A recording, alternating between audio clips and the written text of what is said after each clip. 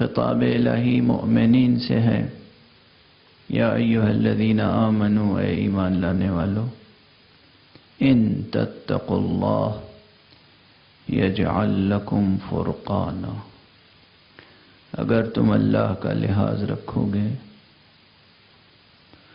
تو اللہ تمہارے لیے فرقان قرار دے گا۔ بجائے خود لفظ فرقان بہت بحث طلب ہے۔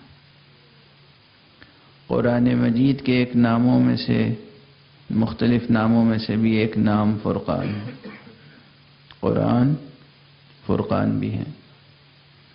جناب موسیٰ علی نبینا وعلیہ الصلاۃ والسلام کو جو کتاب دی گئی تھی، اس کا بھی ایک لقب فرقان ہے۔ خود پیغمبر اکرم صلی اللہ علیہ وآلہ وسلم کے القاب میں سے ایک لقب فرقان ہے۔ امیر المؤمنین علی ابن ابی طالب علیہ السلام کے القاب میں سے ایک لقب فرقان ہے، اور حضرت آدم علیہ السلام سے لے کر اور جناب ختمی مرتبت صلی اللہ علیہ وآلہ وسلم تک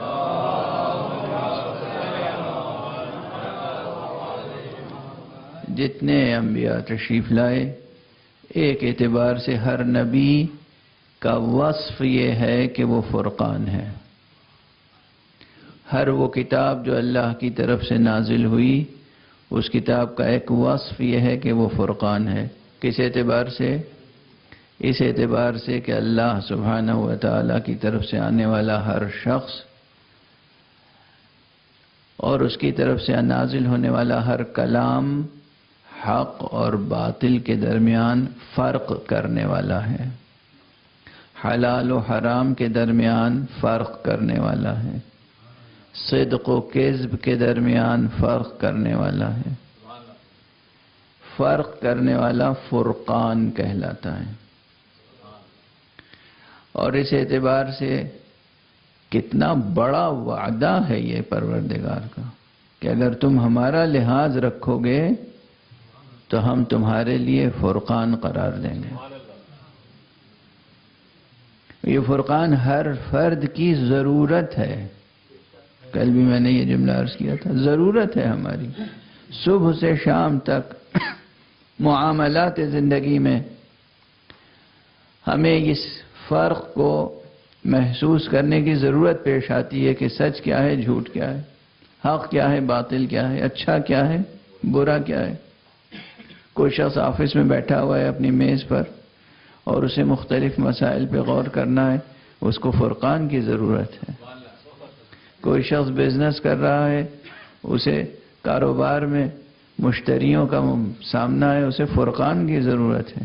کسی کو قرض دینا ہے، قرض نہیں دینا ہے، فرقان کی ضرورت ہے۔ کسی سے وعدہ کرنا ہے، نہیں کرنا ہے، فرقان کی ضرورت ہے۔ زندگی کے ہر مسئلے میں فرقان کی ضرورت ہے۔ پروردگار وعدہ کر رہا ہے، ان تتقوا اللہ یجعل لکم فرقانا، تم اگر اللہ کا خوف رکھو گے، اللہ کا لحاظ کرو گے تو اللہ تمہارے لیے فرقان قرار